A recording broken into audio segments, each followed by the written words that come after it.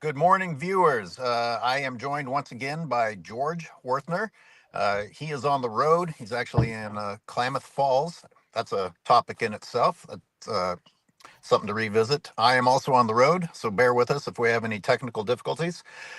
Um, George, I can't wait to talk about this. And I'm going to be the bad guy because I know this wording is going to sound weird because of the tragedy of LA, the ongoing tragedy in LA. But my goodness, what an opportunity to talk about the difference between fire conditions and fire fuel.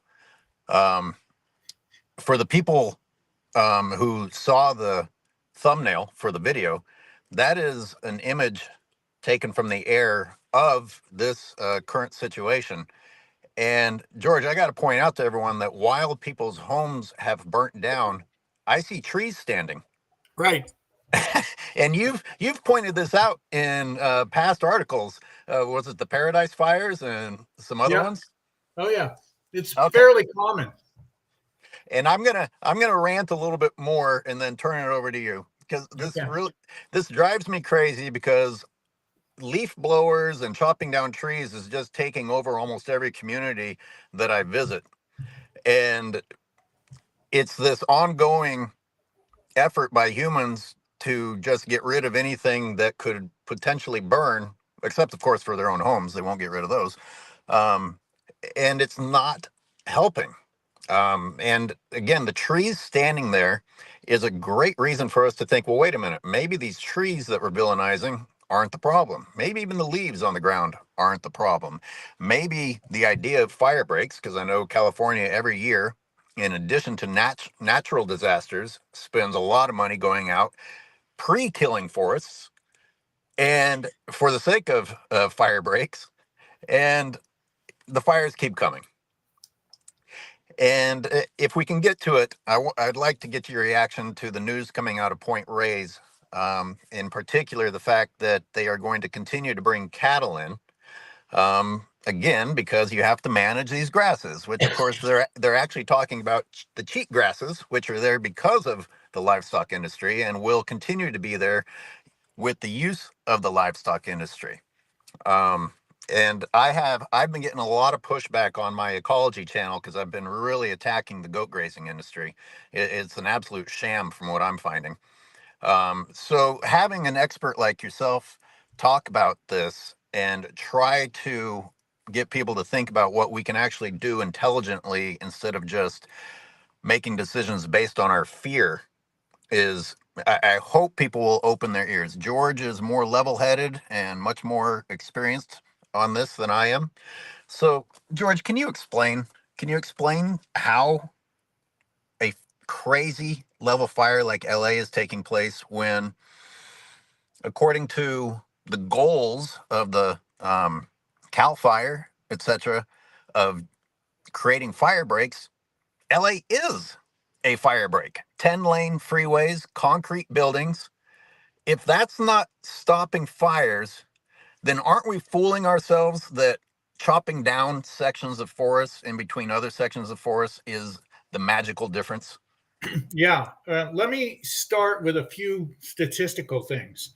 The first thing is you have to understand what pushes a fire. If you have extensive drought, and California has had drought in the last, decade. They said is the worst drought in 1,000 years, kind of thing.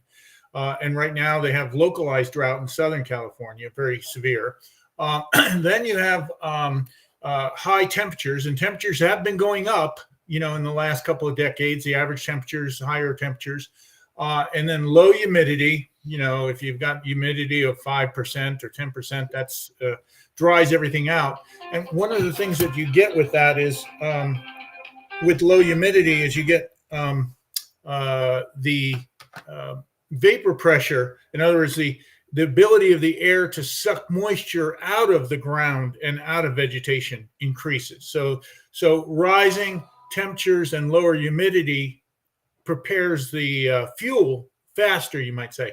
But the big key is wind. And wind, to get back to your point, will blow embers across freeways, across entire neighborhoods across anything like a thin forest or a prescribed burn. And so all these solutions that are put out there to supposedly prevent these large fires fail under those extreme conditions. And it's an important point to mention that those extreme conditions don't happen in any one place very often. It's kind of like, you can predict that you're going to get an earthquake along fault zones, but is the fault, the San Andreas fault, is it going to, destroy someplace like, around San Bernardino, or is it going to hit up by Santa Cruz or whatever? In other words, fires are like that too. And so the rest of the time, the fires usually actually self-extinguish under what are called low to moderate fire conditions, or they're easy to put out. So what happens is you have people doing experiments with things like thinning with prescribed burning, and they'll say, well, this helped to suppress the fire or corral the fire, but they're not taking into account the conditions under which that happens. In other words, under most of those low and moderate conditions, yeah, they might work. I say might, they don't always, but I mean, if you're going to find evidence for them working, that's when you'd find it. But they almost always fail under these extreme weather conditions, which are, again, very rare in any one place. And the particular thing with wind, another thing to keep in mind is the effect of wind on fire spread is not linear, it's exponential. So a fire that's, say, the amount of fire spread you would have when there's a 10-mile-an-hour wind and when you have a 20-mile-an-hour wind is not double, but it's 4 times as much spread. And so you can imagine in Southern California, like they're having, where winds have been up to 100 miles an hour, you're talking about many, many times the rate of fire spread as a result, because these embers get blown miles ahead of a fire front. And that's another factor that affects the firefighting. If you're a firefighter, and firefighters know this, you don't want to get in front of a fire with wind blowing like that, because the embers can get blown over your head and start a fire behind you, and maybe you close off your evacuation route. So what happens is, the main thing under those conditions, at most they might try to guide a fire a little bit along the fringes, but they can't stop it. And the other thing that happens, like in these fires in Southern California, with those high winds, or any high winds anywhere, is they can't use air support. They can't use the helicopters and airplanes, tankers, to drop water or whatever retardant, because they can't fly safely when the winds are usually above 40 miles an hour, I think is the cutoff. So in any event, your ability under those windy conditions to do anything is pretty darn limited. And then what happens, and what's happened in so many places, is the wind ignites with embers houses. And when you have houses densely packed, a house puts out way more heat than a forest fire. So the forest fire with the wind comes through, it's like a pulse of heat. And if something doesn't catch on fire in that pulse, it just moves on. That is the fire. But once a house catches on fire, it will burn for a long time, putting out embers and putting out heat. And if the neighbor's house is close to it, it puts out enough heat to get the neighbor's house on fire. So you have house after house, sort of a domino effect. And the other thing about houses in general, again, we could do something about that, but given the current condition of houses, mostly made out of wood and other materials, they're highly flammable. They're more flammable in many ways than the adjacent vegetation. So you mentioned the trees that are around a house. The reason that the trees survive a lot of times is they have moisture in them. They are actually, internal moisture is higher than in the walls of a house or a deck that's been kiln dried and before it was built, and then has dried out even more. So the point of ignition, the temperature of ignition, is lower for a house than it is for the vegetation, particularly if it's deciduous vegetation. And a lot of of course, the vegetation and landscaping in these cities is, they're watered and so forth. So they're particularly moist. And that's one of the reasons why the trees are sometimes green around. It's not that funny, but trees are green around a house that's burned to the ground, because the house is much more vulnerable than the trees. Can we take that example and then consider wild occurring trees and how they've been deprived of water sources compared to where humans are irrigating them for decoration, is in terms of their combustibility? Yeah, sure. A couple of things. 2 points. Deciduous vegetation is usually more resistant to fire to a point, like aspen trees, green, cottonwoods along creeks, willows. It takes more for them to ignite than conifers. And part of the reason is conifers have flammable resins in their needles. Now, if this gets back to the drought situation. When you have extended drought, the trees become very flammable because the internal moisture drops. During the 88 fires in Yellowstone, the internal moisture, some of the trees there got down to 1%. And kiln dried lumber from a lumber yard is 12 to 15% internal moisture in the wood. So they're very dry. And then you have all this fine fuel. And that's an important point. The fine fuel is the needles and the small branches and stuff. And they're full of resin. So when they ignite, they're almost like gasoline. They almost explode. But the trunks still do not burn. And that's why you get snags after a fire. And that is one of the ecological factors that are important. A high severity fire will leave behind all these snags, which for a lot of wildlife is important. Depends upon what you're talking about. But one of the interesting things is high severity fires, we always portray them as, damaging and destroying the forest or the ecosystem. But for example, after a high severity fire, you usually have more butterflies and bees because you have more flowers.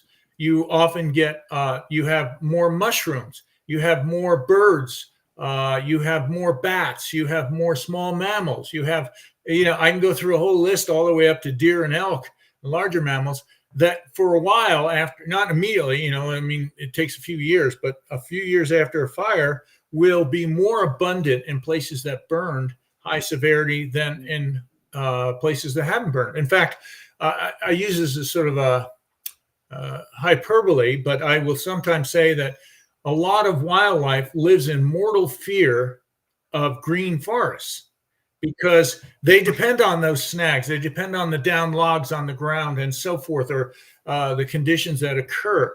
But they're rare because, again, in any one place, you don't get these high severity fires. And within 40 to 50 years, most of the snags have fallen down and they, you get regrowth of other trees. So that kind of habitat becomes limited. And so anyway. What all is included in the definition of a snag? Well, I hadn't thought about it. I haven't heard you use the term before. Oh, so well, just the trunk of a tree, usually stripped of needles and the smaller branches that remains after a fire, or even you can get the same effect with insects or something else, or drought that kills a tree. After a while, most of the side branches fall off and you just have the main bole left. So if I were to compare that scenario where a fire left behind snags to when humans come through and just chop down and remove the trees, I'm guessing you're not going to see the type of abundance. Exactly. And one of the interesting things is there's been some recent studies that show, this is so typical, that if you count the trees that were removed during a thinning and logging operation, and then say something like a fire comes through that area. In other words, you've already removed, like, say, 50% of the trees, and now you have a fire and say it kills another, 50% of the remaining trees. That will be more dead trees, more mortality of the trees than would happen if you never took the trees out. So and then the other thing that the thinning and logging does is it actually, in many cases, will exacerbate the fire spread. And the reasons are, again, getting back to what happens in a big fire. Well, wind is one important thing. So you thin the forest, so you've reduced the density. Now it's easier for wind to go through that forest. And you've also reduced the shading and so forth. So now you have more evaporation coming from the soils, and the small vegetation on the ground dries out faster. So in effect, a lot of times the thinning operations actually makes it more likely you will get fire spread. And the same with prescribed burns. Now, there are, I have to say, a qualifier there. If you were to do a prescribed burn, say, to be effective, you'd have to do them very frequently. Every couple of years, at most, you would want to reburn them, because after you've burned them, you've eliminated competition. You've opened up the site to more sunlight. You actually get more vegetation growth oftentimes after you do a prescribed burn. Not the month right after, but if you come back 3 or 4 years later, you may have more flammable materials there than you had before you did it. So unless you treat it repeatedly forever, it has no long-term effects on fires. So you have to be strategic if you're going to do that, and you have to be willing to repeat it. And you never hear that from the agencies, that that's a necessity or that they're going to try to do that. So that's a problem. For those just joining, George Wuerthner and I are talking about the difference between fire conditions and fire fuel, and using what's happening in LA as an example. And you just talked about the winds being able to move through a thinned forest, which seems like a pretty good subject for us to focus on, because the winds in LA are crazy right well now. I've had personal experience with this all the time. I lived for many years in a town called Livingston, Montana, which is famous for having high winds in the wintertime. Frequently 90, 100-mile-an-hour winds come through there. But I would walk out of my house in the morning with my cup of coffee, and I'd be in my backyard, and I've got a fence around the yard. There's trees planted. There's other buildings, and my hair would hardly blow around right in the area by the house, because it had all this thing that broke up the wind and the ability of the wind to blow through. So, but if you went on a ridge on the edge of Livingston, it practically knock you over. In fact, trains get knocked off the tracks there out in the open. Wow.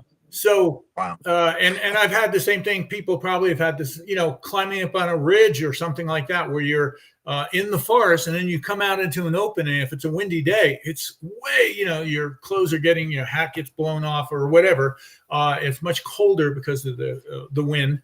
And then you go back in the pocket of dense vegetation of trees, and it's practically still. So, people can experience that themselves. And you can imagine, like, for example, there was a fire in Oregon a couple of years ago in the Columbia Gorge called the Eagle Fire. And it started on the Oregon side of the Columbia Gorge. But the winds were blowing high, which is why it was a big fire that spread rapidly. And eventually the Eagle Fire started a fire on the Washington side of the Columbia River. It was 1.5 miles wide of just water. There's no fuel there. If you're going to pick something that's a fire break, there's nothing better than the Columbia River, one of the biggest rivers in the West. And yet that was not big enough to prevent the fires from jumping with high winds to the Washington side. And in fact, I sort of joke about this, but I visited the Thomas Fire by Santa Barbara a number of years ago to photograph the aftermath. And the only fire break that seemed to work was the Pacific Ocean. So, they couldn't get all the way out to the Channel Islands. Anyway, the point being is that under these windy conditions, if there's something flammable, you get the shower. It's almost like snowflakes. And I'm sure people have seen this on TV right now, but it's almost like snowing embers. And if the embers land someplace where there's a flammable material, then you get the fire. And our houses, because this is sort of a new situation, there's always been fires in Southern California, okay, in the chaparral and so forth. But what we are seeing is an increase in the fires and their effect, partly because we built more houses into that landscape, which first of all makes them vulnerable. And then the other thing is, some people will dispute this, but I would say that climate warming is changing the dynamics of maybe the frequency. There's some evidence that suggests that the time when the vegetation is, I have to step back. January would be the time when it'd be pretty wet in LA right now. The normal LA gets 5 inches and they haven't had any rain. So, but what we're having is, because of these changes in the climate, we're getting a period where the overlap between the Santa Ana winds and when the vegetation can burn has been lengthening. So if let's say, I'll just make up a number, let's say in the past, maybe it was vulnerable for 2 months, and now it's vulnerable for 4 months. So the probability that you will have an ignition that will take off and then burn up homes is increased. And because we hadn't had to deal with this in the past so much, we built our houses vulnerable to fires. I mean, there are ways to reduce the vulnerability. The first course is not to build in these places in the first place, but given if you have an existing home there already built in those places, you do things like you make sure that you don't have any open vents that the embers can get blown into. You make sure that you don't have anything burnable right next to the house. Just putting gravel 5 feet around the edge of a house can help to prevent it from burning down. You have a metal roof. And can I bring it back to something you said earlier? You were talking about how the house itself is an incredible source of heat, and is possibly the difference maker between the fire dying out versus the house making sure the rest of the forest burns down. And most people are talking about defensible space for the sake of their house.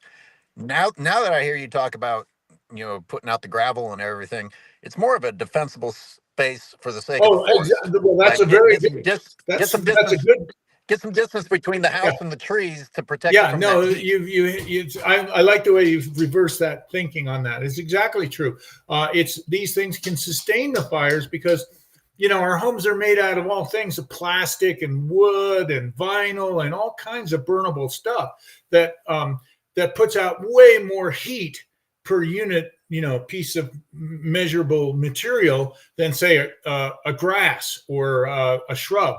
And so, or even a tree burning. So the important point is that the houses are the biggest ignition source out there when there's winds blowing, because the fires, a house that's on fire, it's got embers burning for hours or producing embers for hours, and so the wind catches onto those embers and blows it down to the next neighborhood and starts another fire. And this gets to another whole thing about the fires in LA. Our whole fire fighting system is not designed to deal with 1,000 houses being on fire at the same time. In other words, you can't get enough fire trucks. I heard one guy say that a fire chief down there, I may have gotten it wrong, but if I understood it, he said to fight these fires in, say, Palisade or something, you would have needed 9,000 fire trucks, and that's more fire trucks than the whole West. In other words, you couldn't anticipate and amass enough materials to deal with a big fire like this. And the same with the water systems.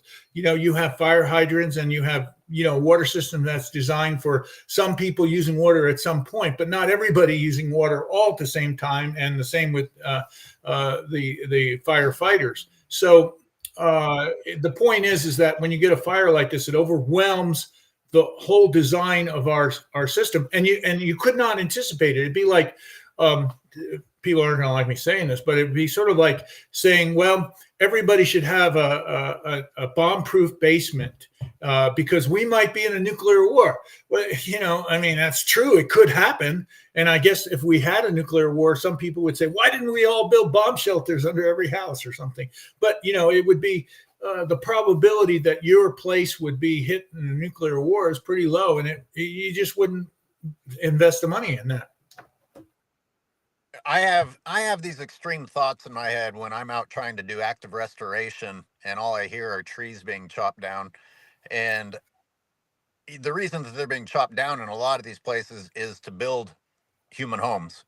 And when people talk about fire fuel, no one's ever willing to consider their homes fire fuel.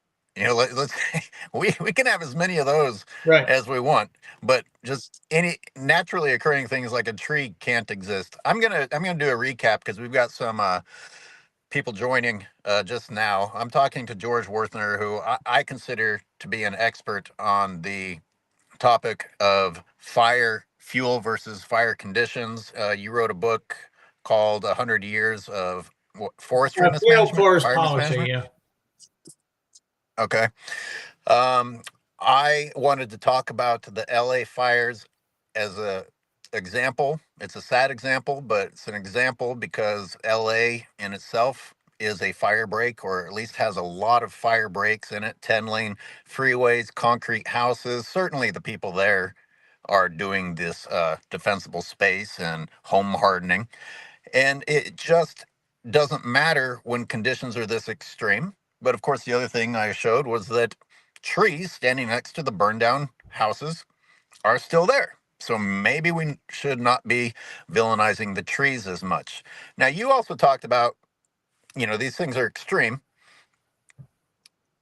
You just weren't ever supposed to be trying to have enough water to put out 1,000 Right. houses at once. And I've tried not to hear this stuff, and yet sometimes it gets through anyway. The politicization of the situation, and saying, "Oh, you guys, should have had your had more water ready." And my understanding, when I tried to do some fact checking on it, was that, well, the tanks were full, the reservoirs were full, and got exhausted like that, and they couldn't refill them on time. I mean, we're going to reach the point where you could have a tap line going into the ocean, and you're not going to be able to fight the fire conditions because things are getting so gnarly. So, I mean, am I correct in saying that that's kind of a cop out? Well, yeah, Saying, well, hey, you're it's California's fault because the Colorado River is dry from agriculture and well, lawns. you're right, and the other thing to consider too that contributed to this thing is a lot of the water has to be pumped, and during the fires, the power is turned off to whole neighborhoods to try to prevent, new fire starts coming because of down power lines and so forth. So, so that's another contributing factor to, not all the water is gravity feed. Some of it is, but a lot of it depends on having pumps that are working to move the water around. And again, moving enough water to deal with a situation like this is pretty impossible because they haven't built systems with that in mind. And I want to get back to the forest logging for a second and make one more point that people don't realize. A lot of times the agencies, the Forest Service or something, says that they're doing the thinning to give the forest more resilience, make it, quote, healthier. And one of the considerations that's not given to that is that, every tree has a different genetic profile. And some trees, might be 1 in 100, might be more resistant to drought, or might be more resistant to wildfire, or more resistant to insects. And you don't know just by looking at it which one of those trees have that. And so you go in there with your chainsaw, I call it chainsaw medicine, supposedly to make the forest healthy. And you're taking out all these trees, and you're basically degrading the ability of the forest to deal with changes. In other words, what may be a genetic advantage in the future, and we can't predict what those situations are, may be in the trees that you're removing and killing in that logging operation. And so, in a way, you are making the forest more vulnerable to these natural mortality sources. It's an astonishing oversimplification being done by the most intelligent species. Like, the people in charge of this stuff have to, by 2025, have to understand the different species that are out there, and that you can't treat them all the same. I can't believe that knowledge isn't there. Well, in the sense that I believe that the wrong people are in charge, or willingly doing the wrong Well, thing. it's one of those things where there's a lot of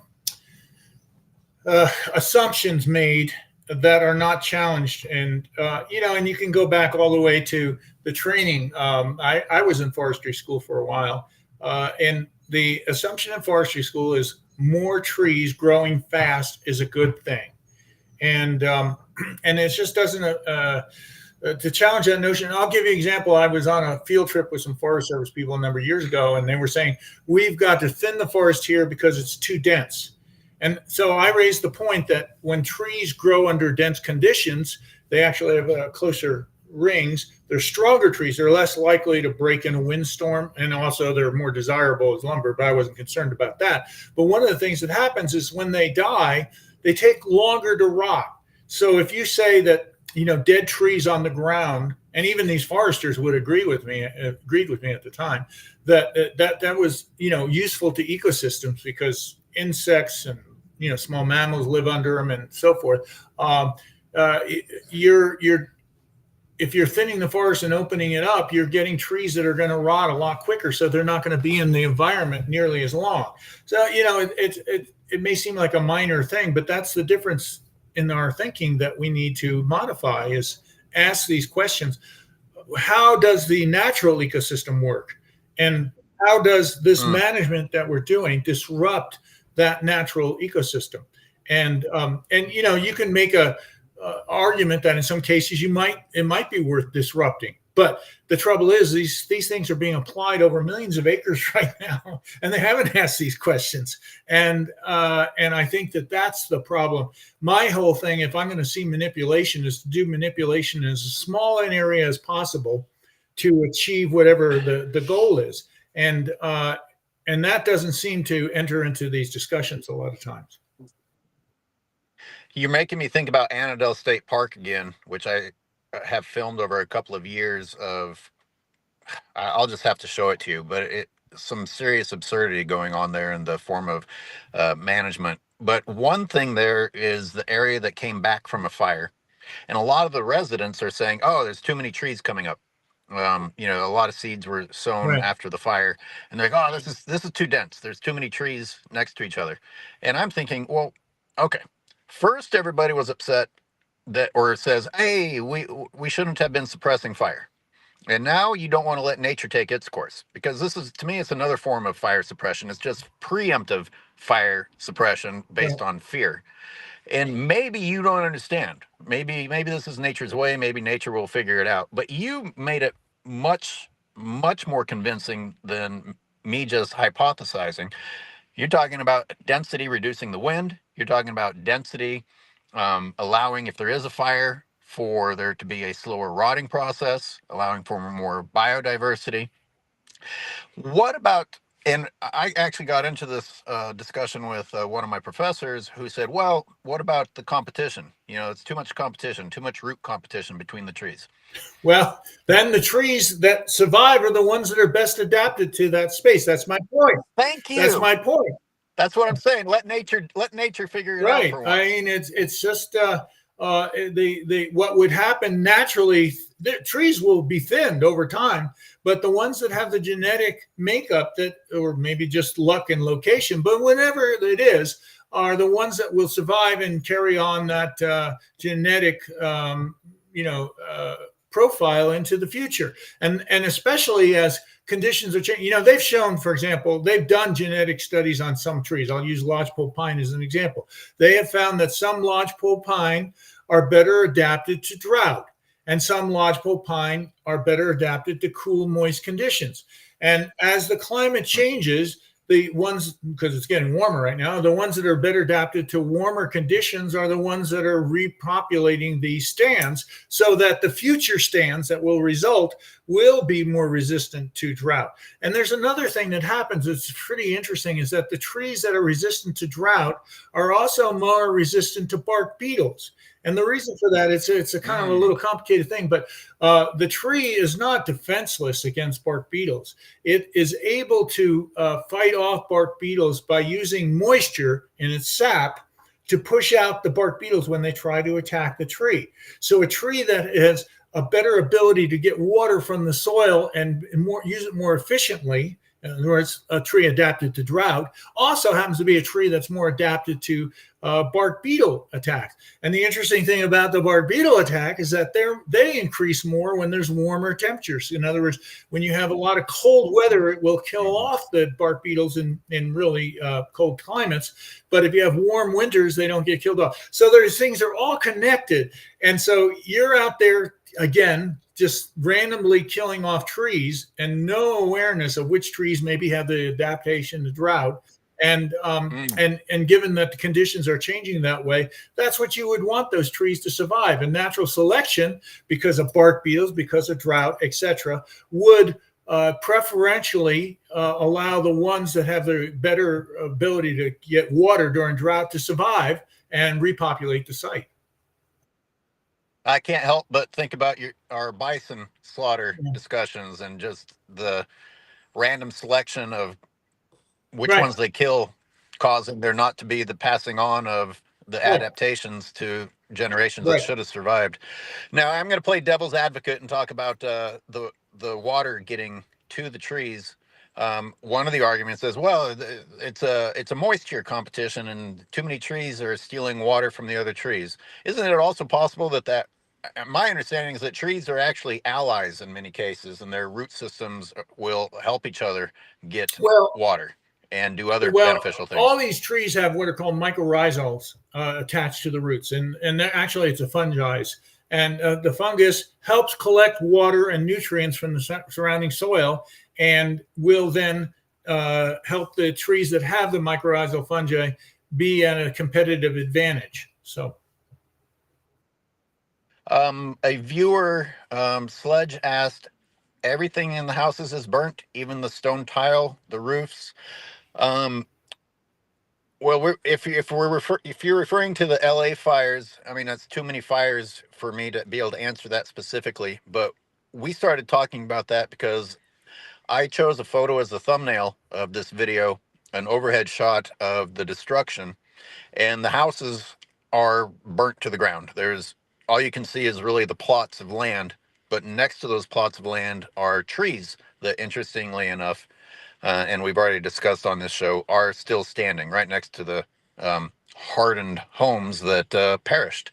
So, Sledge, I don't know completely, but it looks like those are pretty much demolished houses in those well, it just cases. gets to the point of how a home puts out so much more heat that it will melt metal. It will melt, chromatic tile and so forth. Break it up, crack it by the heat. That is all that points to is how the heat of a house burning is much higher than a forest fire puts out, and so it is one of the reasons why you can get this house to house burning. I want to make the point. A lot of times the flames don't touch the house next door. It's just that the heat, the radiant heat from a house burning is Wow. so hot that it will cause the house next door to catch fire, ignite. A wooden wall takes about 20 minutes to heat to the point, all things being equal, where it will ignite. But it has to have that constant heat on it for about 20 minutes.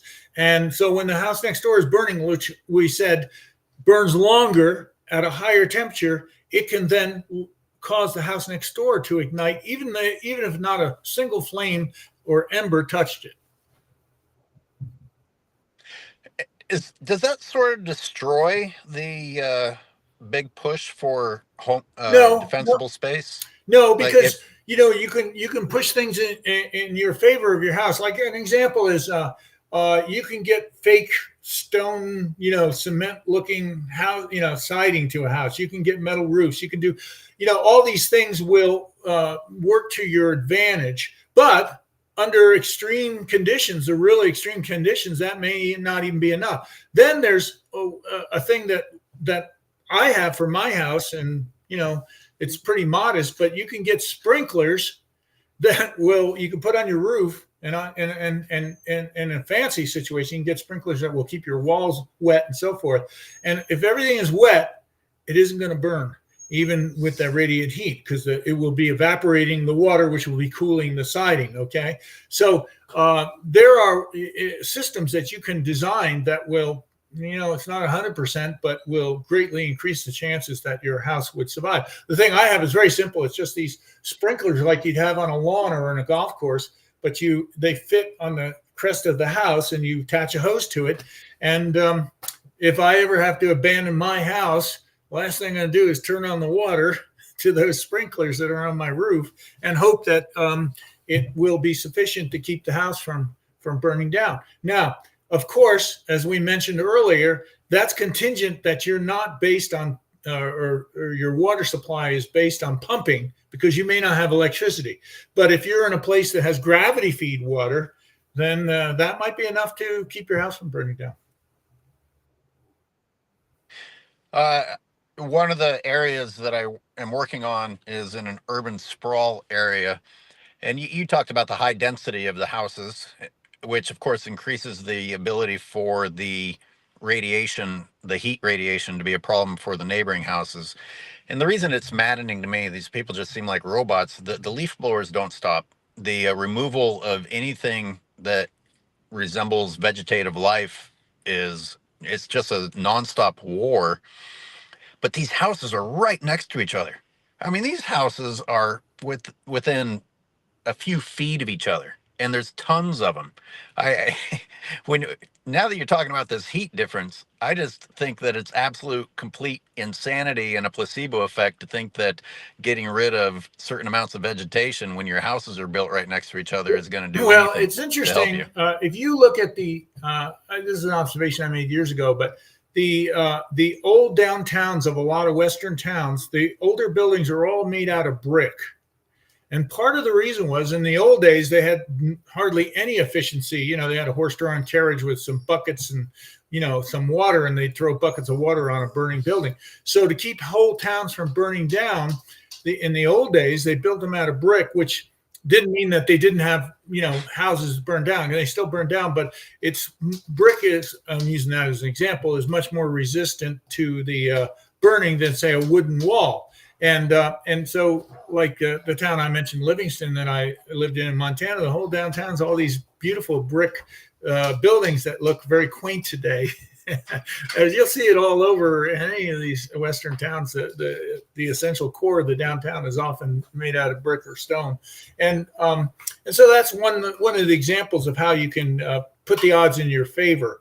Again, nothing is 100%, but if you had enough houses that were doing that, that breaks up the contingency of the fire spread. In other words, if you had a whole block where all the houses were fire resistant, then you may not get the next block, igniting. So how we, build our houses, what we make them out of, can make a difference of how likely they are to catch fire, and then, of course, spread to other places. So are you saying that they made a conscious decision based on the fact that they knew downtown was going to be more dense, that it was more important to use brick?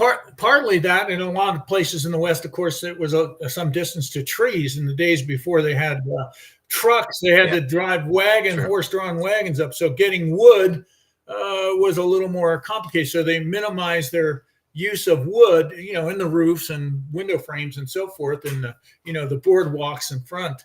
But the main buildings were made out of brick, partly because it was a material that could be often made locally, and then was more resistant to the fires in the days when people were using lanterns, the candles, wood stoves, all sorts of ways to ignite these buildings, and they had to try to reduce the, compared to a log cabin or a wooden structure, brick would be less flammable.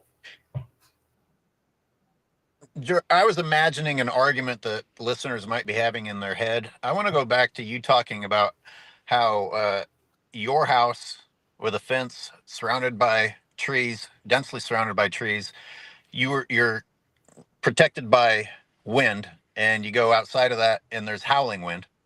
And you made me think, well, wait a minute. Yeah, people built tree lines. In fact, my family did it when I was younger to protect us from being buried by a blizzard. We built trees or planted trees, have a tree line to protect them. And wind is one of the biggest problems with a wildfire. And yet here are people getting rid of trees as fast as they can. How would you guide people who are debating? I'm like, wait a minute, do I use trees for protection, or do I get rid of trees because they can potentially burn? It would be the distance the tree. If the tree is right next to your house, you'd want to, consider whether that's a good place to have it. A tree 20 or 30 feet away might be an advantage in the way that it would slow the wind somewhat and maybe be less likely to ignite your house too. So it's you start at the house and you work your way outward, and the more you don't have to like eliminate every single piece of brush or trees or whatever. It's the stuff that's closest to your house that cause, for example, if you have a tree right next to your house, at least in Bend, Oregon, where I live now, a lot of the trees are pine trees, ponderosa pine. So you get a constant shower of pine needles on your roof. And if you don't remove those pine needles, that's a ignition source. But if the tree is 30 or 40 feet away, you're not getting the needles on your roof in the first place. See? So you're reducing the flammability at that point. And yet you still have some shade and stuff. Like my house in Bend, I have a fair amount of trees, a lot of deciduous trees mostly, but it's very cool in the summertime. I don't need air conditioner or anything because of all the shade from the trees. And so my yard is cooler. It's less dry. It is, and in the adjacent, I do keep the vegetation right away from the foundation and rake the leaves so that they're not right next to the house and so forth. Every June or so to kind of get rid of that stuff. But clean the gutters out and a few other things like that. And I actually think my house is, especially if I have the sprinklers going, is going to be pretty resistant to any fire. Temperature is an important part. People are only using the visual aspect of it, of the flame, but temperature is extremely important. And I don't know if I talked about this, if we talked anywhere near summertime, because the temperatures here in California keep changing. People are installing air conditioners where they've never existed before in history. And yet those same people are chopping down trees that were providing shade. And I'm like, why would you get rid of these things that are keeping your house cool? I'm like, you're getting rid of your friends, and now your house is just getting baked by the sun all day long. Well, I just want to give an example of my house in Bend. Even in the hottest, days, and we're getting more and more days that are in the high 90s in Bend. That didn't used to happen very often.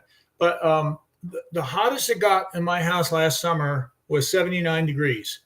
And that's because of all the shade. I do a few things. Like I get up in the morning, it's cooler, and I open up the doors and let the cool air come in. And then about 9 o'clock in the morning, I shut the doors. And even in a hot day, it takes a long time for the house to heat up, because it might be 60 degrees out in the morning or 50 in the 50s even. So the inside of the house, I get it cooled down into the 60s, and it takes, hours for it to get up into the 70s, and it never makes it into the 80s. And that's partly because of all the shading I have around the house. So, George, I would like to shift to talking about Point Reyes. So we're, in my pessimistic mind, we're repeating history. We're buying out the ranchers and they're not quite leaving again. And now we're actually going to pay people to bring cattle in because of the importance of managing the vegetation, instead of allowing the now free elk to manage the vegetation. And as we were talking, a new angle on this occurred to me. It was like, what about doing a prescribed burn instead of paying all of this money to keep bringing in something that basically, and you said it, I don't remember how you worded it, but it's basically something that means you're going to have to continue down this path of management. You're going to have to engage in it every year. So it's a self-fulfilling prophecy. Okay, well, let me just back up, because not everybody might know the history. But when the National Seashore was established, it was all private land, and the ranchers there were all paid millions of dollars for their land, and they were giving a grace period where they could stay there for a little time after. Even though they were paid millions for their property, they were allowed to continue grazing there. But they were supposed to leave. I believe it was the first time it was within 20 years. But 20 years came up, and a lot of them said, well, we don't want to really leave now. And they got another grace period, another 25 years or something like that.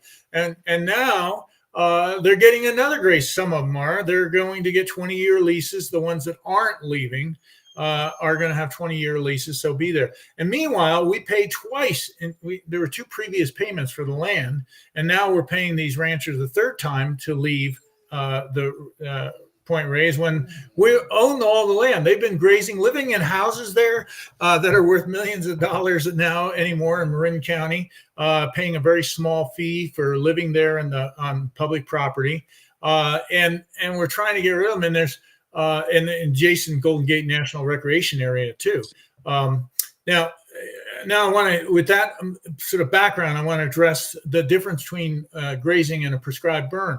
A prescribed burn will eliminate, grazing is selective. So the cattle or sheep or whoever it is going to graze on certain plants, but not all plants, unless you confine them in a very small place and they're starving and they have no choice.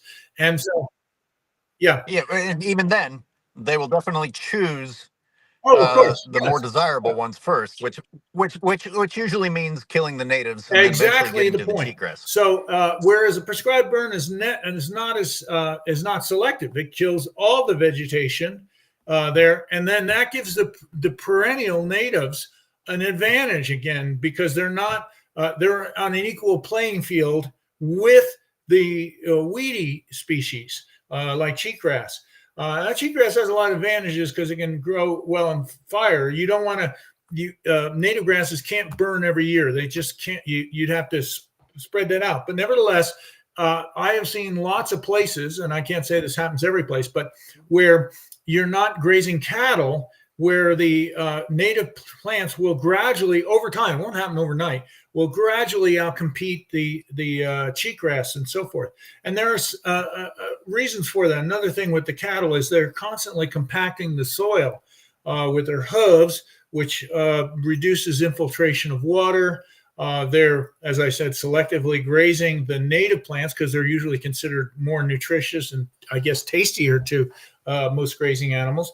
And the end result of that is that the native plants are at a disadvantage, and so that is one of the problems with the cattle. And the cattle are there all the time. They're giving the grazed plants no rest, whereas native animals, they come and go and they're moving around much more. And they may graze those, say, a native grass, but the chances that they'll come back and graze that same grass again in a single season is pretty low. Okay, so again, I'm going to talk about the people in charge, whether they truly don't know what they're doing or if this is an intentional oversight. Because if a prescribed burn is going to give native plants an advantage in the following year, how could people, biologists of Point Reyes National Seashore, botanists, ecologists, whoever, whatever, all of them combined, how could they all not put their heads together and say prescribed burn would be better than bringing in cattle? It just makes me think it's another favor for not to make too many excuses, but of course there is a risk when you do the fires, and there's a fear among a lot of managers that, and it's true, if a fire gets away, they get booted. They get a lot of negative stuff as a result. So there's a general fear about using that. Like the example was the fires that prescribed burns that got away in New Mexico a couple of summers ago. They were the biggest fire in New Mexico history, and they were both prescribed burns that got away because the wind came up and so forth. So there's a fear that prescribed burning could get away, and cattle, you can just move them around, and so that's part of it. The other thing is the cost of doing the prescribed burn. You have to have the people there to monitor and to make sure it doesn't get out of prescription or get away, and that costs more than allowing some rancher to come in and graze the cattle. Now, I'm not saying that. Well, that must be a big price tag, because these livestock grazers make a lot of money too. We're talking about moving 600 animals, and sometimes are they more. Being paid to move the animals, or do they just get free grazing? I know that the goats get paid in addition to free grazing as part of the fire reduction program. I don't know. There's the paperwork with the Point Reyes National Seashore thing is long, and a lot of the reports are inaccurate. So I just know in some places the incentive is for the ranchers to get free forage, and that's enough to make them say, okay, I'll graze this area, to think. But the other thing besides the compaction of the soil is that and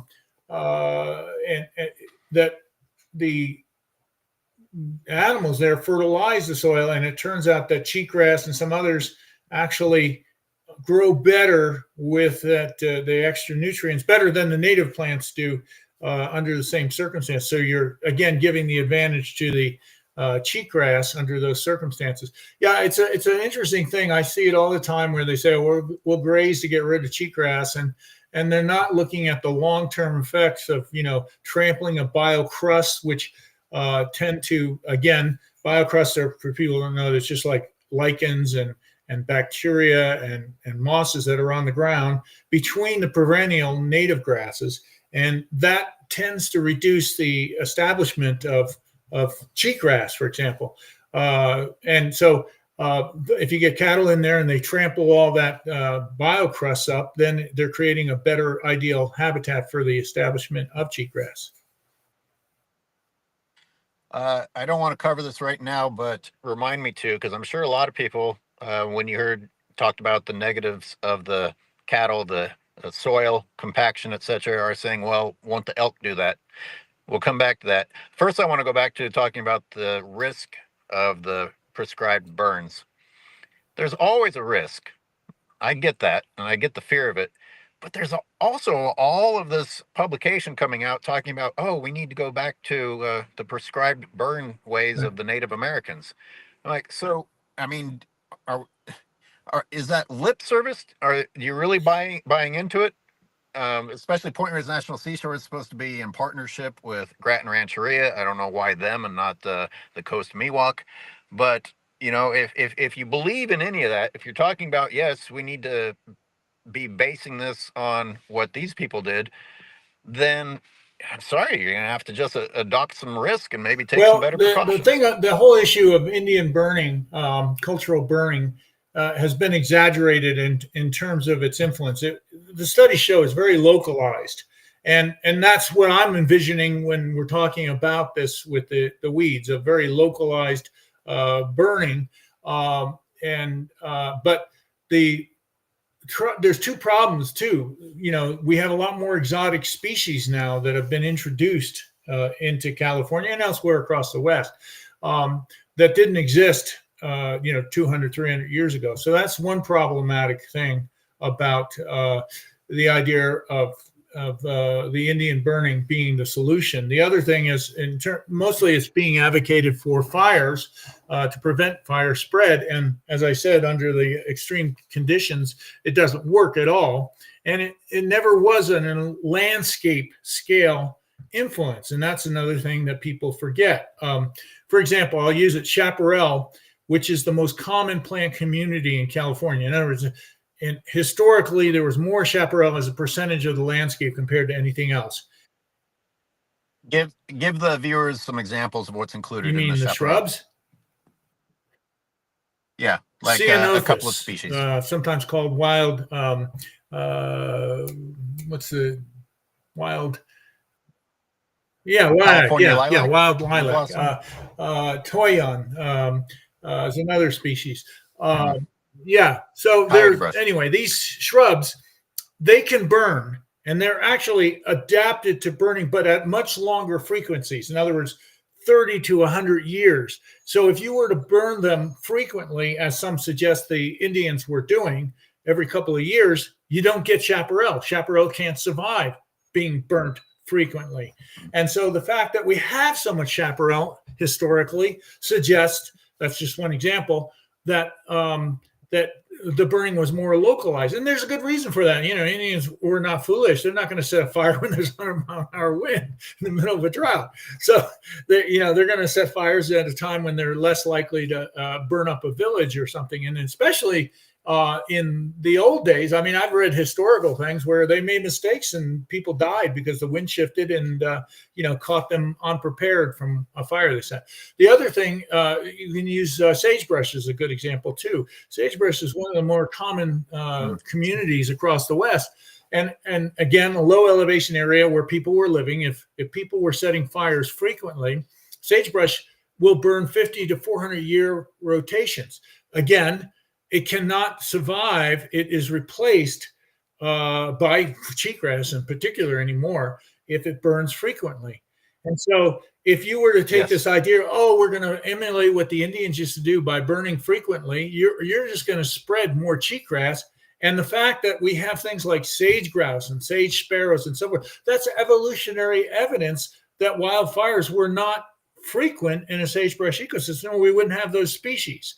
So we have a lot of scientific evidence, both from doing studies of like an example of one study that was done in the Willamette Valley, which probably at one time, or Willamette Valley in Oregon, had probably one of the densest Native American populations, because it had, similar to California, the Bay Area, but it had acorns and it had, elk and it had salmon and so forth. So a lot of food resources. And what the research shows is, yes, burning occurred, but it was concentrated near villages and other, high use areas. It did not affect the overall fire regimes in the Willamette Valley. In other words, you could not show that there was more burning as a result, because the burning was localized and only affected those small areas. What if they did nothing? What if instead of the burns, what if instead of the grazing? And I'll preface this by saying I've recently, an area that I've been filming for several years, I'm realizing through the humans who were in charge forgetting about the area and not bringing back in the goats, it is better without any action taken on it at all than the areas that are continually being managed by human beings. That's certainly an observation I've made. I've seen places where there have been cattle grazing was eliminated. More I'm thinking of in the Rocky Mountain region, which is where I spent a lot of time, but where there's cheatgrass established, and let's say they made the area a state park, so they're not grazing it anymore, and it hasn't been grazed in 30 years, and they have old photographs showing, cheatgrass everywhere, and you come back 30 years later, and most of the areas, the native vegetation is reestablished and has taken over the site to the point where cheatgrass is pretty much not there anymore. So, but it's a long-term, it's not overnight. So for, if you were an employee at Point Reyes, I'm just going to make up something, and you spent your whole career there, by the time you left, you might just be able to see some difference. So that's one of the things that contributes to the reason why people they want something more immediate instead of patient. But I've got to counter that, because I think about these things. I've been filming these areas, some of them for 7 years now. They've been grazing them every single year. I mean, where there's no progress there. If you have the patience to do the wrong thing every year, then you should have the patience to let nature take its course for, over a period of time. Obviously we get some sort of comfort by being active and managing something. But I mean, if what you're doing isn't helping or solving the problem, then surely you should be able to give nature the same amount of time that you've already failed. The other thing too to keep in mind is where you are makes a difference. So you're in a moister area with more rainfall, so this changes might actually happen faster there than, say, the middle of Nevada out in the Great Basin, because it's so dry. A lot of in those dry areas, they only have a good seed set every 10 or 20 years. So you can close off an area to livestock grazing and it'll look the same 10 years later, because there hasn't been a good year for seeds to get established. But if you wait long enough, it does happen, and that's again a key is patience. And we're dealing with climate change. Like I've been one of the spots I'm doing a little bit of active recovery in addition to observing the passive recovery. I'm sorry, I say recovery, I mean restoration. And I waited until the rainy season so that the rain could take care of the plants I'm introducing. Here we are in the rainy season, and we're not going to see rain for 60 more days. Right. Um, I'm gonna entertain some questions from viewers, and Nick Cedar says, "Could lightning strike data be instructive about natural fire incidents in PRNS?" And I'm going to take a stab at this before handing it over. I'm once again going to say that conditions have changed enough that it's not really as applicable. The chances of the fire starting are probably higher now, and the chances of a human also starting it instead of lightning weighs into that. But Well, go you ahead, hit on the George. thing in California, particularly. Don't quote me on the statistic, but it's like 90% of, or maybe higher, of all ignitions are from humans anymore. And so the human factor has increased greatly over what would be the natural conditions. And, again, most of those fires go out without burning a lot unless you have bad, the wind and the other conditions that contribute to the spread.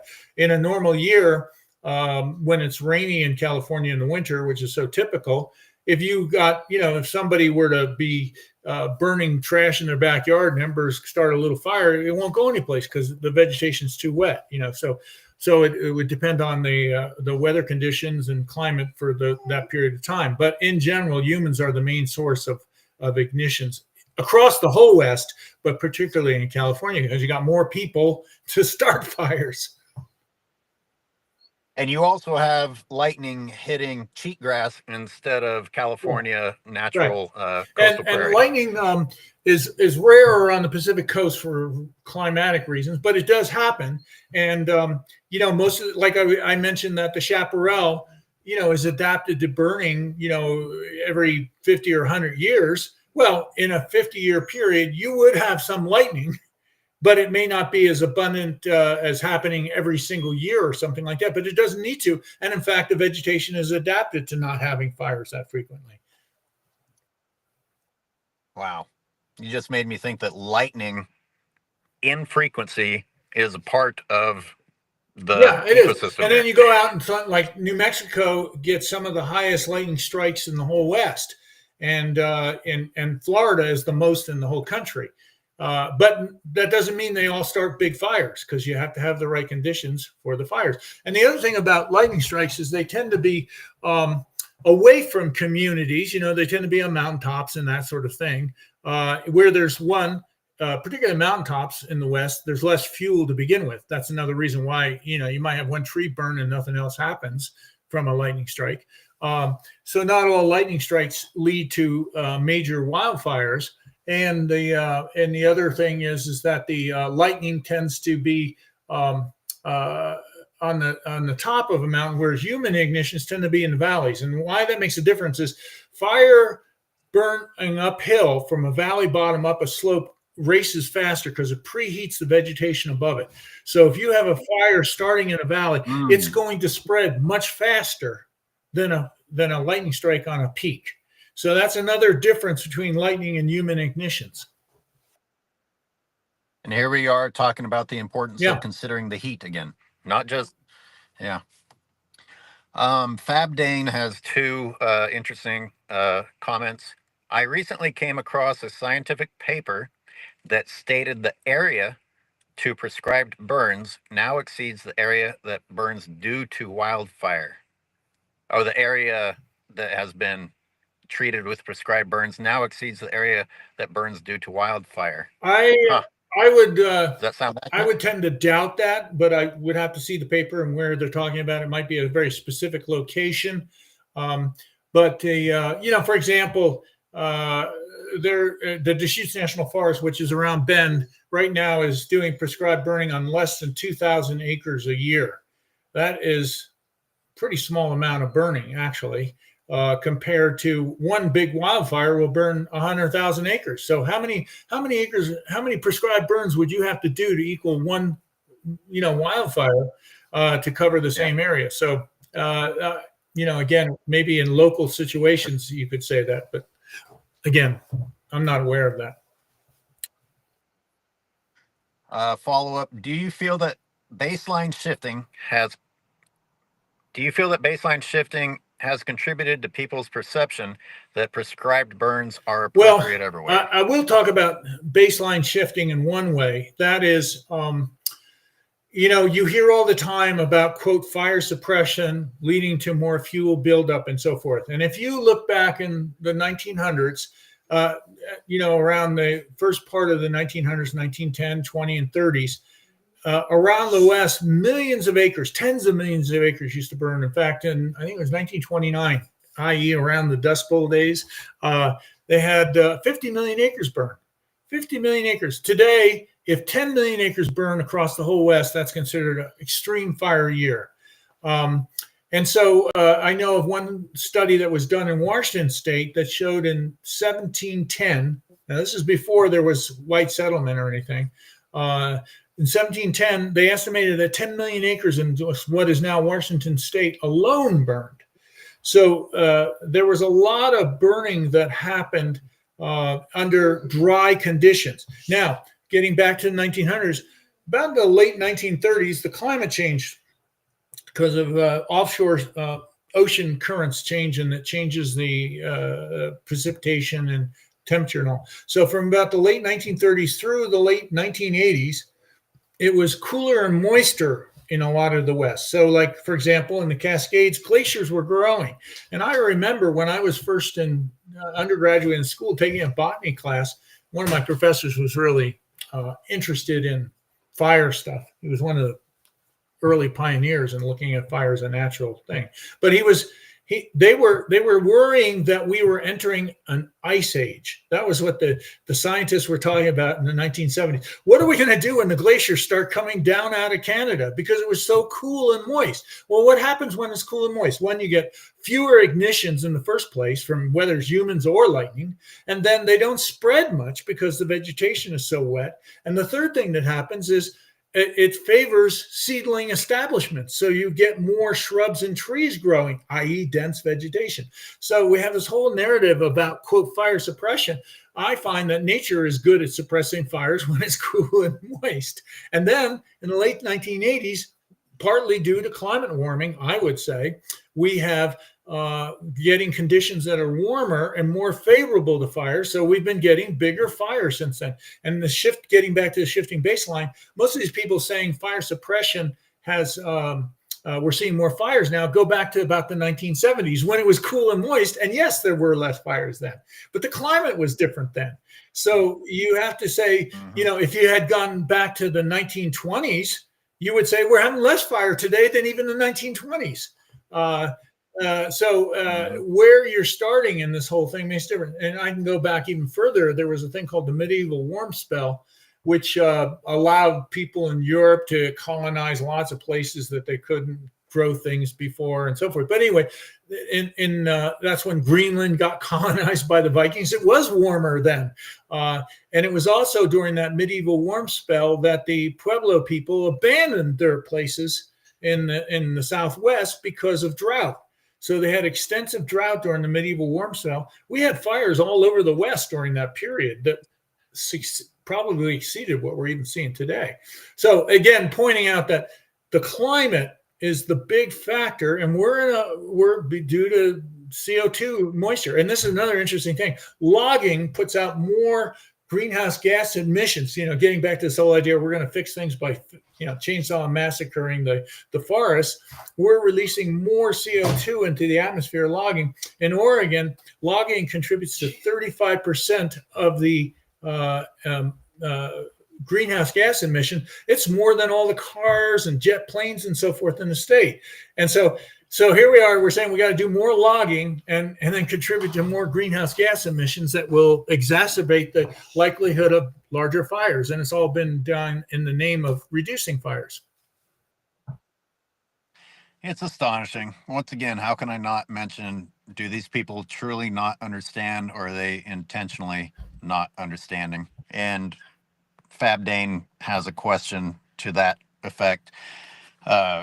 Why do you feel these exacerbating factors of climate change, invasive plants, excessive grazing, logging practices do not make it into the news, just not as attractive? as climate change as a Well, headline? you got to look at a whole lot of factors that contribute. One, you follow the money, as I say. So Congress is appropriating Yep. money. They got these fix our forest things and all kinds of other legislation that will increase logging.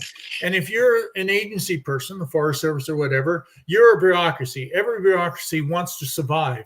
And back in the 1980s, just to give an example, logging was getting reduced on Forest Service lands, and the Forest Service was seeing their budgets cut. They didn't have any reason. So now they're the Forest Service firefighting service.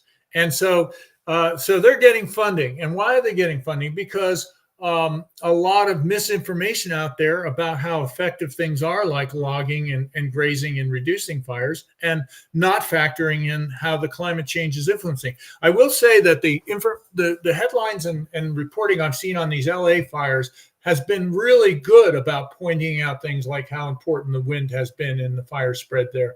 And it's a very critical thing to look at. But one of the things, even with the fires in LA and across the West, more structures burned down because of fire in grasslands and other shrublands than in forest fires. But the whole emphasis of the agencies, we have to reduce the forests to make them less likely in burning, when actually they're not the problem in most cases if you're looking at just what is causing ignition of homes.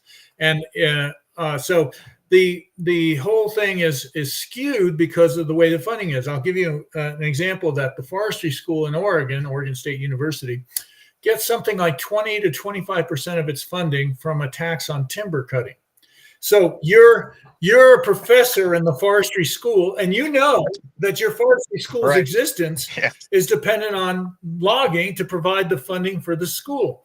So that's one problem. The other problem is if you are a forester in the forestry school, you don't want to, kind of roil the waters by attacking the timber industry.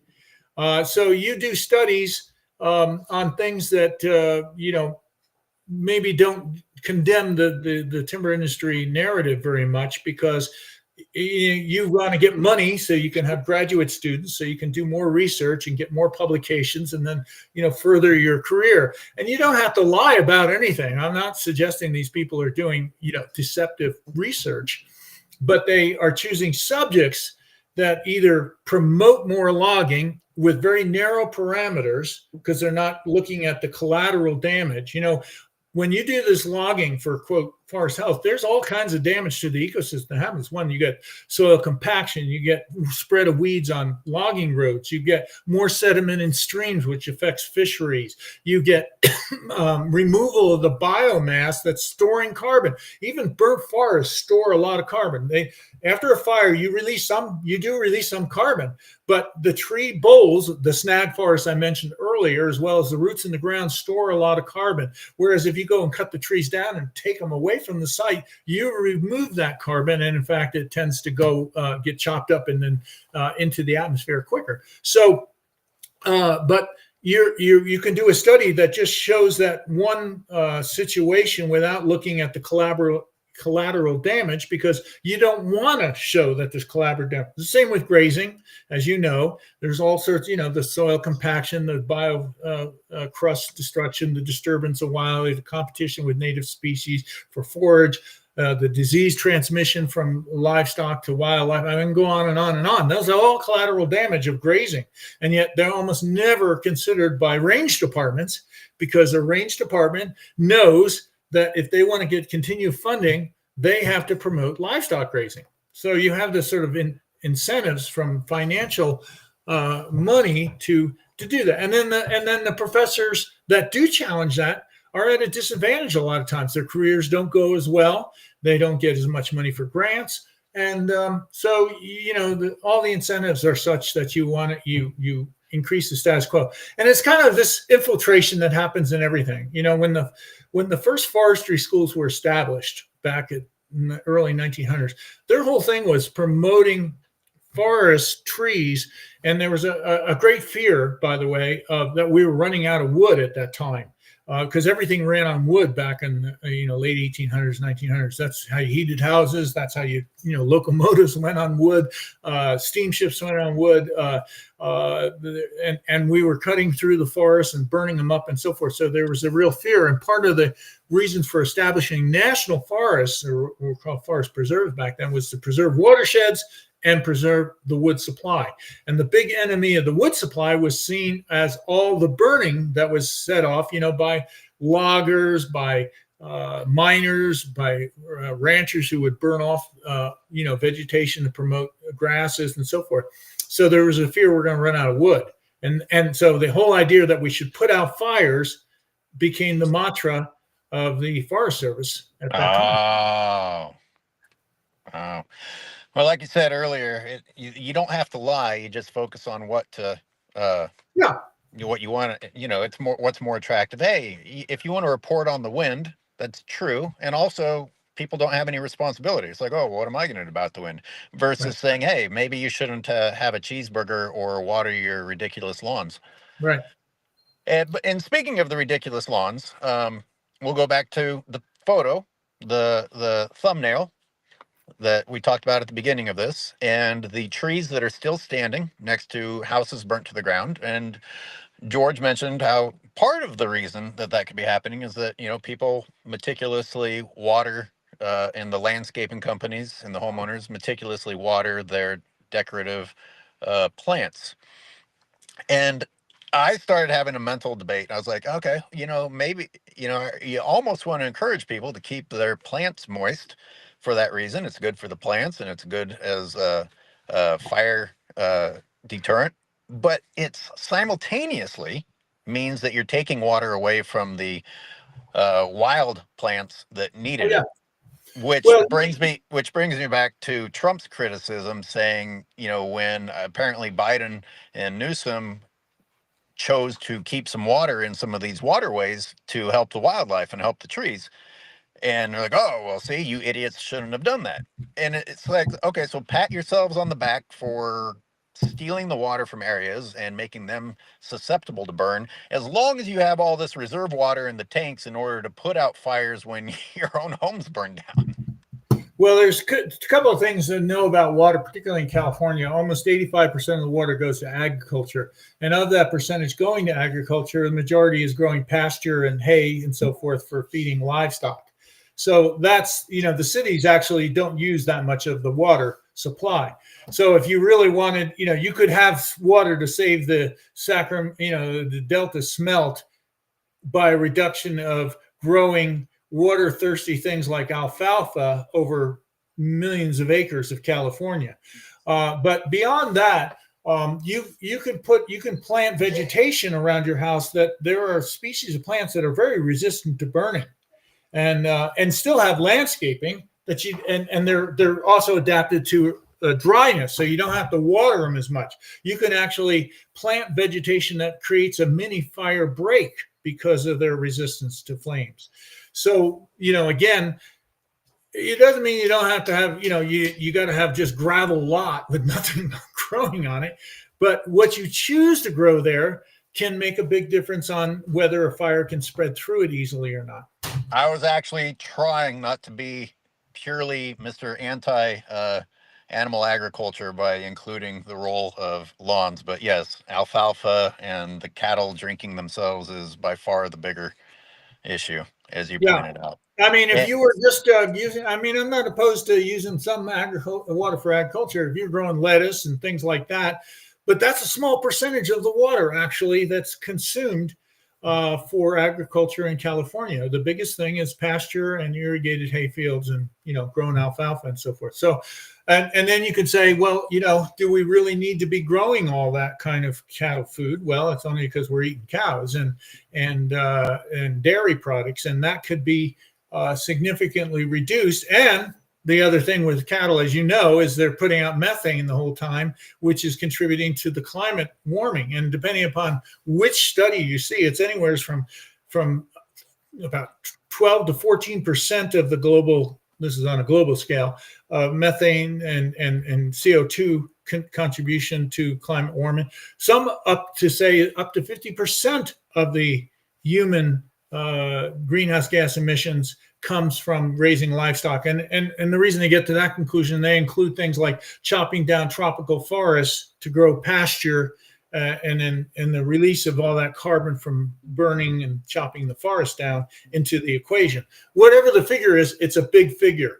And so reducing that kind of livestock would make a big difference in our contribution to the climate warming.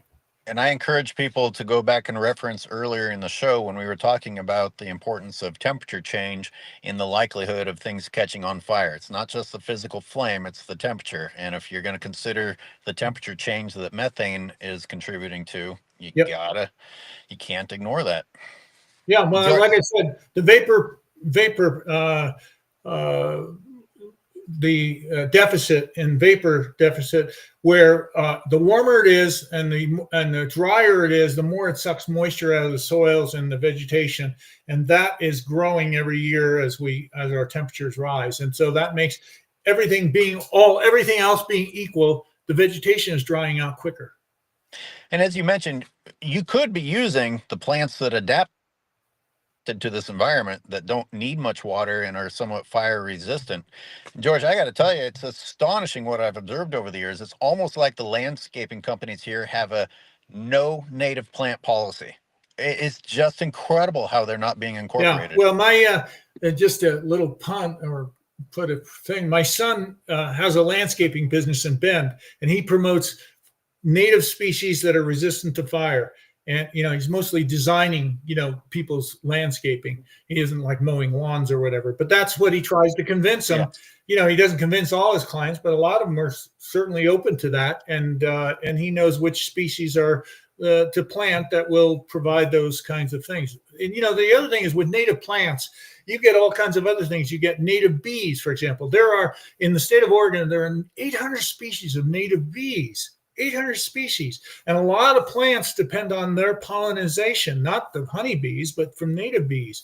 And they depend, and they a lot of times have relationships with certain plants. In other words, they tend to pollinate certain plants. So if you have native bees, plants, you'll have native bees. The other thing is they feed birds, I read something, and again, don't quote me on it, but something like aspen will have like 500 different insects that grow among aspen, or it may be less or more. But the point being is, if you put something like a Norway maple in your yard from Norway, you might get 1 or 2 or 3 insects that live on that tree, compared to, say, aspen, which is native to the West. And all those insects feed birds. They feed other insects. And so the biodiversity is greatly expanded with the native species. Yep. I probably mentioned this in one of our previous discussions, but I get a little sick of seeing the Save the Bees signs everywhere when people won't apply that to their own yards, but are happy to feed native habitat to goats, which of course are destroying the plants that those bees need. Yeah. While you also aren't helping the bees in your own yard. But hey, click the like button on the sign that says Save the Bees. Yeah, well, interesting. I do things to improve the native bees in my yard. Like I have logs on the ground, in the margins and stuff, because some native bees live in logs and they live in the soil.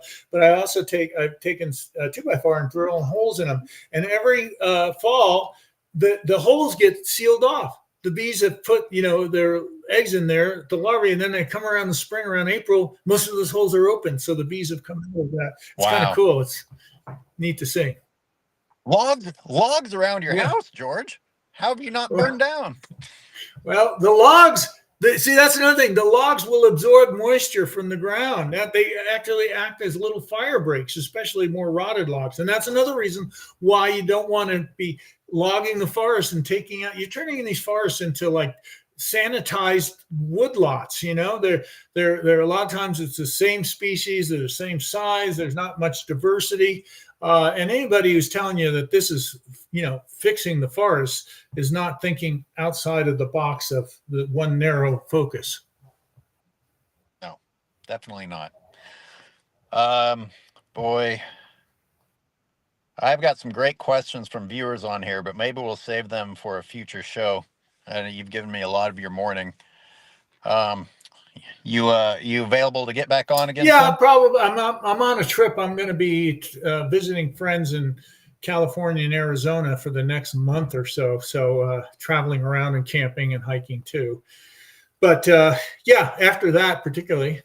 So You've been observing the changes with the Klamath River since the removal of the I dams? haven't really had a chance to look at that yet. See, I've been I had a really bad case of sciatica that started last April, and I could Uh, hardly walk without crutches. I just had back surgery about 3 weeks ago, that's and right. so now I'm walking again. But I was pretty much stuck, kind of staying around home because I couldn't hike. So Um, I was going to read some of these for the next time as a teaser, but I'll just read them for the next show.